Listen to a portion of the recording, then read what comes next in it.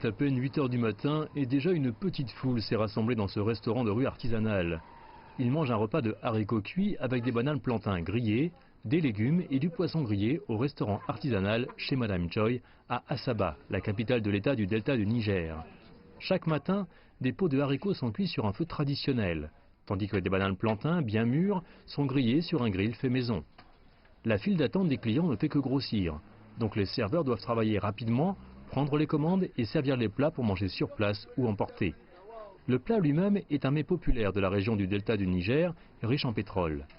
Beaucoup de ceux qui sont ici viennent chez Madame Joy pour le petit déjeuner et le déjeuner depuis plus d'1 an.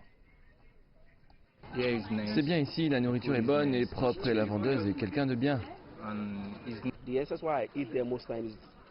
L'intérêt de manger ici, c'est simplement la sauce sur le poisson. Elle a sa manière bien à elle de préparer le poisson. C'est ce qui m'attire le plus. C'est pourquoi je mange mes bananes plantains et mes haricots ici.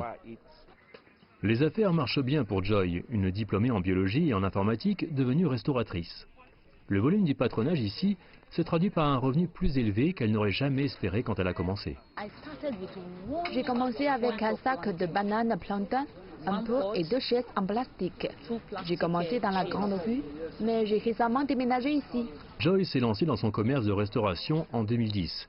Et si pas grand-chose n'a changé dans l'allure du restaurant, elle a fait d'énormes progrès en termes de capital humain. Elle emploie aujourd'hui 8 femmes, toutes diplômées. Osemeke, diplômée en biochimie, est l'une d'entre elles. Comme je suis jeune diplômée, je dois m'occuper et ne pas rester à la maison tout le temps. Il faut que je sorte pour apprendre des compétences et d'acquérir de l'expérience, en attendant que je trouve un travail de cadre.